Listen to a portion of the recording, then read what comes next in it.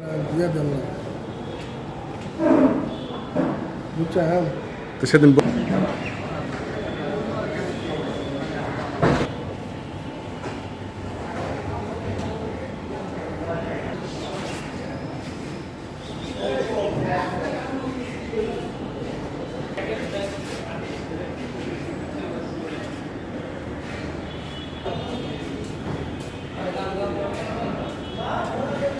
আসলে এই দশম অডিটরদের দশম গ্রেড এটাকে দাবি বলা যাবে না, এটা অধিকার। মহামান্য হাইকোর্টের রায় ছিল, তারপরে 3টা রিট পিটিশন হওয়ার পরেও এই রায়টা আইনি ব্যাখ্যার জন্য আইন মন্ত্রণালয় পাঠানো হয়।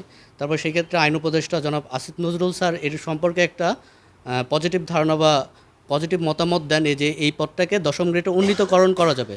তারপরে তারপরে এই ধারণাটা এই এই চিঠি অর্থ মন্ত্রণালয়ে আসার পরে অর্থ মন্ত্রণালয় থেকে আর বাস্তবায়ন হচ্ছে না।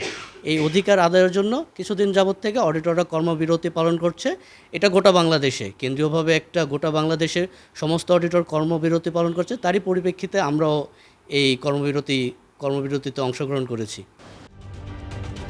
ঢালাইয়ে দৃঢ়তা, নির্মাণে নিশ্চয়তা, প্রিমিয়ার সিমেন্ট, ঢালাইয়ের রাজা।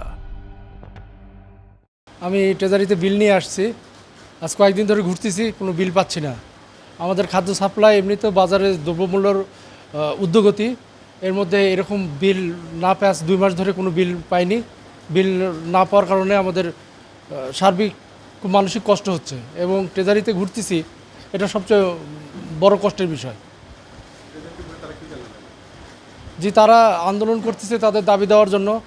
আমাদের কথা হলো আমাদেরকে কষ্ট দিয়ে তাদের দাবি দেওয়া পূরণ হবে না। তাদের দাবি দেওয়া তাদের ঊর্ধ্বতন কর্মকর্তাদের কাছে, কিন্তু আমাদেরকে আটকে রাখে কেন? তাদের সবার তো বেতন ভাতা তো বন্ধ নাই, কিন্তু আমরা তো সরবরাহকারী, আমরা তো সেবাদান করি, আমরা প্রত্যেকটা প্রতিষ্ঠানে সেবাদান করি। আমাদেরকে এইভাবে আটকায় রাখলে তো আমরা তো কাজ করতে পারবো না। আমরা কয়েকদিন যাবত এই অফিসে আসতেছি, কিন্তু ওনারা কর্মবিরতি দেওয়ার কারণে আমরা কাজকর্ম ঠিক মতো করতে পারতেছি না, বিল টিল কিছু নিতে পারতেছি। যে কাজটা আছে আউট অফ ওদের অফিসের কাজ, এটা বাইরের কাজ, যেটা অলরেডি বিল প্রদান করেছে। আমি যে কত টাকা আমার কর্তন করেছে ওরা, সেই জিনিসটা ওটার একটা পত্র নিব ইনকাম ট্যাক্স ফাইলের জন্য। এটা এখন আমার বলার জন্য প্রবলেম আছে, আপনাকে বুঝাতে পারতেছি না।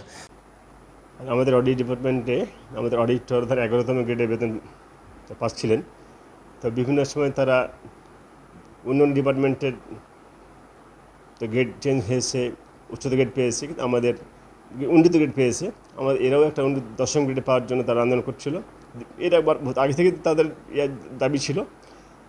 কয়েক বছর আগে 61 জন তারা আদালতের রায় নিয়ে তারা দশম গ্রেডে উন্নীত হয়েছে। একই পদের যেহেতু কিছু অংশ পেয়েছে আর বাকিটু সেইভাবে সবারই প্রাপ্যতা সৃষ্টি হয়, সেই হিসাবে তারা আবেদন করেছিলেন। পরবর্তী আরও 3টা রিপ্রেশন মানে একটা কিছু মানে প্রায় 700 সম্ভবত তারা এই দাবি করেছিলেন।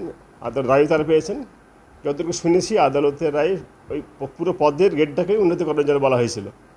কিন্তু যাই হোক, এটা জানি না আরও কি আইনগত কি সমস্যা ছিল জানি না, আদালতের রায়টা কার্যকর করতে তারা মানে কার্যকর করতে দেরি হয়েছে।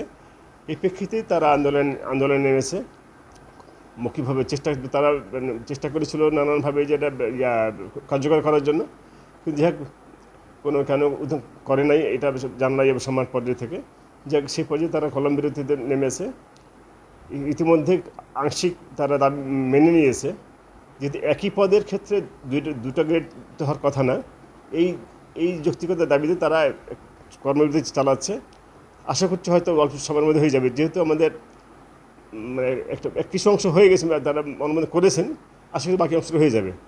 আসলে আমাদের কর্মবিরতির কারণে আমাদের যারা সেবা গ্রহীতা আছেন, স্টেক হোল্ডার আছেন, তারা অনেক কষ্ট হচ্ছে আমি জানি, কিন্তু আসলে তারাও তাদের এই দাবিটা দীর্ঘদিনের দাবি মানে আদায় না হওয়ার কারণে বা অনুমোদন না হওয়ার কারণে তারা এই পথে নেমেছেন। আশা করছি শীঘ্রই হয়তো তাদের দাবিটা মেনে নেওয়া হবে। আর এই তাদের কর্মবিরতির জন্য যে স্টেক হোল্ডারদের যে কষ্ট হচ্ছে আমরা বুঝতে পারছি, তাদের কাছে আমরা ক্ষমাপ্রার্থী, কিন্তু করার কিছু নাই। তারাও তাদের দাবি নিয়ে স্বাভাবিকভাবে এর আগে হয়নি, তার কর্মবিরতির মাধ্যমে যদি আদায় হয় এই চেষ্টা চালাচ্ছেন। আশা করছি শীঘ্রই হয়ে যাবে। আমাদের স্টেক হোল্ডার এসে যান, তাদের আবার সেবা আবার শুরু করতে পারবো ইনশাল্লাহ। দ্রুত শেষ যেন